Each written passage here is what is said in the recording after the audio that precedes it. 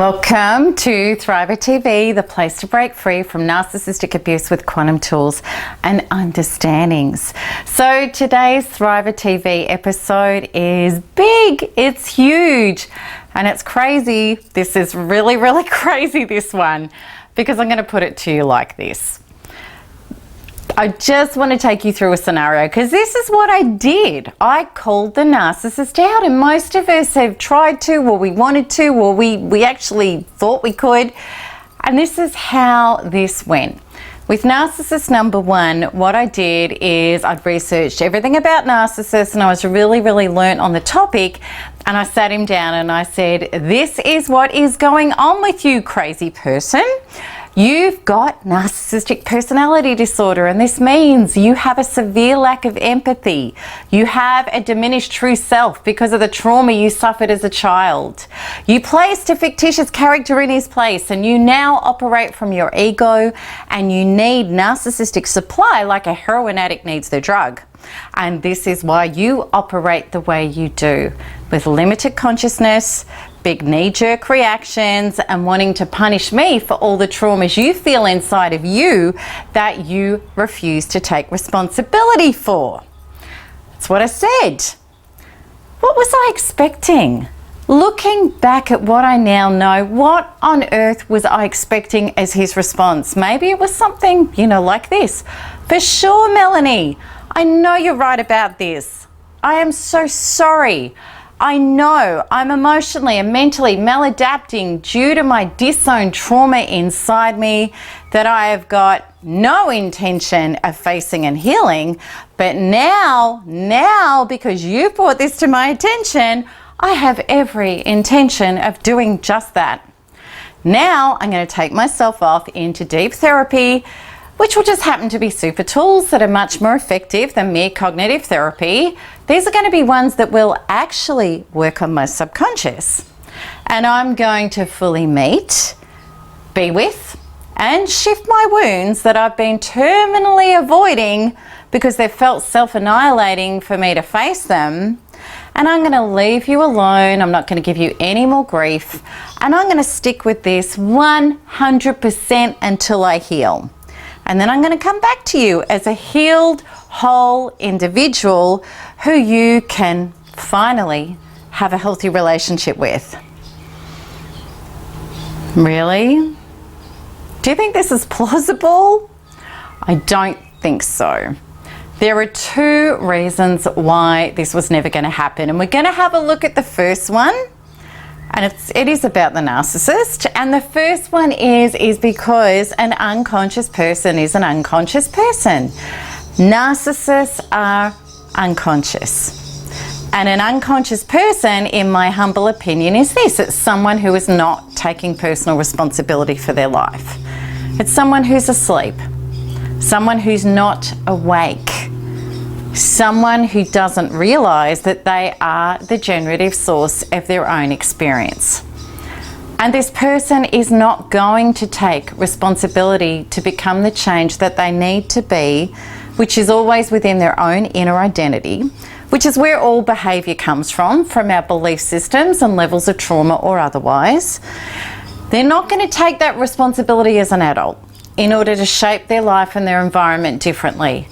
And as far as the narcissist is concerned, how they behave is everyone else's fault. The narcissist, as far as he or she is concerned, is a victim of everyone else and from their environment. And they're not willing to look at the inner wounding that's caused them to show up in such pathological and destructive ways. So when the narcissist divorced and killed off their inner being, deeming it unacceptable or ineffective to continue life with, and this was generally an unconscious decision as a young child, they forfeited their organic ability to be conscious. Consciousness comes from true self-operation. Unconsciousness comes from false self-operation. And the narcissist does not look within or work on themselves in order to create a different life.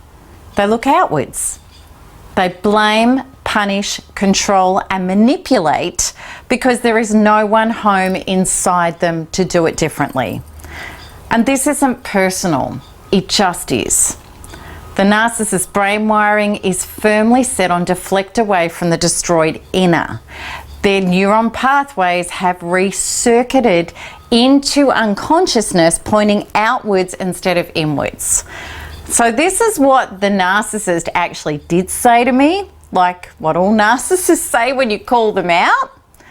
He said to me, let me look at the list of what a narcissist does. And then he looked at all of that list and he said, you do all these things. This describes you, not me. Which of course hit my buttons of being incensed about his unconsciousness and maybe going harder, trying to make him act consciously.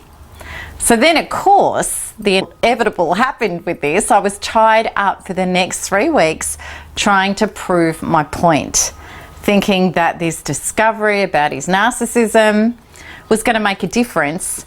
And yet all it did was hand over copious amounts of narcissistic supply, which of course is attention, with my lecturing and prescribing to him about how I was right and he was wrong. And it's just complete and utter madness. And I became even more damaged as a result of all of that. So now let's have a look at the second reason that calling out a narcissist is never going to work within this.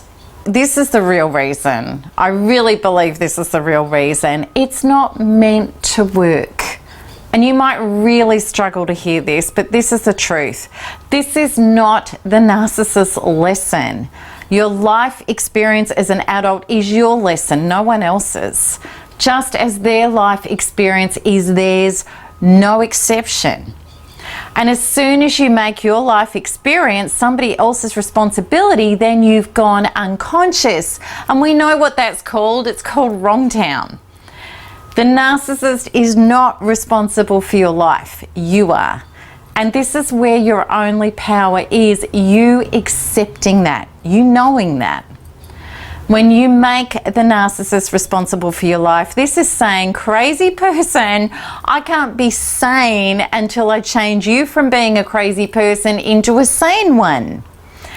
And this is the ultimate handing our power over when we do that. Because, you know, all we can say to that is good luck with that. Because the more you try to control an out of control person in order for you to feel in control of your life, the more out of control you're going to become. The only way to feel sane and in control is to let go of all attachment to everyone else and do the work inside your own traumas that are causing you to feel crazy and out of control with other people. Period. And that's it. It's the only way.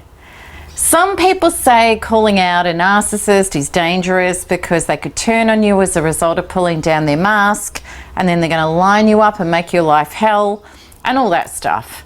It's not always the case. The narcissist may simply enjoy using it as another hook to get you to argue, prove a point, and get all righteous with them about it. And that, of course, feeds a narcissistic supply.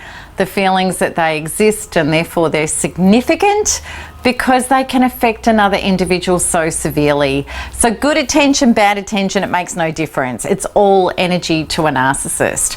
Narcissists love drama, they love arguments. And also he or she may feel really righteous and totally entitled to make you see, to try to make you see that you're the narcissist, because honestly, he or she believes that. They really do believe that. So, you know, really our healthy choices, I believe, are this. What we should be concerned about in regard to our actions with narcissist is what works and what doesn't work in relation to, are we going to heal and start generating a life that's free of abuse and disappointing relationships or not? And if we're serious about this, these are the real questions that have got absolutely nothing to do with calling out narcissists. Are we becoming the change we want to see in our life? Are we taking our power back by healing the real unconscious reasons and wounds that allowed us to stay attached to abusers and which had not allowed us to pull away and know that we can generate our life without them? Are we healing our unfinished, previously unhealed childhood and ancestral business? Have we stopped fruitlessly looking outside of ourselves for love, approval, security and survival? And have we stopped handing our power over by holding people responsible for our own lives? Have we stopped clinging to other people to try to force them to provide what our inner identities didn't develop in childhood in order to become a healthy, solid, mature, self-generative adult? I know that when I hadn't healed that stuff, I held the narcissist in my life responsible. I felt the terror, the emptiness and the panic that if I didn't fix him, I could not be that source to myself. So could I fix him? Could I make him get it? Could I make his narcissism known to him so that he could take responsibility for it, heal it or control it or do something else so that he could grant me my life? Of course not. And I was not supposed to. And even if that had worked, and it was never going to work, even if it did, how would have I ever enjoyed my life by becoming my own source of joy, inspiration, happiness, and expansion when I needed somebody else to grant me it? That's not freedom, that's not life. That's dependency and it's precarious. How could have I ever been full and solid enough inside to no longer be needy and make choices to self-medicate my fears instead of be conscious enough to heal them and then be able to choose what is or isn't healthy and easily leave alone all potentials that aren't? I wouldn't be able to do that. And my life still would feel anxious, depressed and empty, which before my Thrive recovery from narcissistic abuse, it always did, even before narcissistic abuse. And of course, I would have just become more and more traumatized and damaged as a result of assigning abusers as my healers instead of becoming a healer to myself. And that's what I did. That's what I did in the past. And that pattern nearly killed me, as it sadly does so many people, either literally or emotionally. So my total suggestion to you is don't call a narcissist out, because what are you trying to achieve? There is nothing to achieve by doing so. You're only going to hook yourself to them harder. Calling someone out never makes somebody heal for you. It only makes them push back harder, which leaves people feeling more abused and more devastated. The truth is this: leaving people alone without feeding them any energy, alone with themselves and their wounds, is the only way people will choose to self-partner and meet themselves. And it will never happen because you are holding on to it as a condition for your own life and happiness. There is only one reason that we do fight with people and we lecture and prescribe to them, because we're holding them responsible for what we have not as yet provided for ourselves, which is emotional peace and wholeness.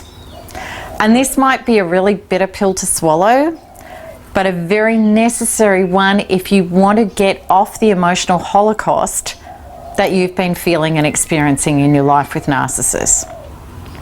Lecturing and prescribing never will and never can generate change and relief. It's a total false premise. So if you want to call a narcissist out, do it as your final comment, and then do no contact for the rest of your life with them. That was my final comment to narcissist number 2.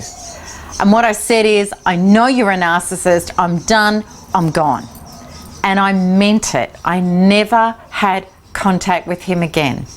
And I had no attachment whatsoever to him getting it, agreeing with me, not projecting it at me, or doing anything about it whatsoever. It was simply my closing statement. And then I got down to the absolute business of fully 180-degree turning inwards to self-partner and heal my own wounds with Quantum Freedom Healing that he had activated within me.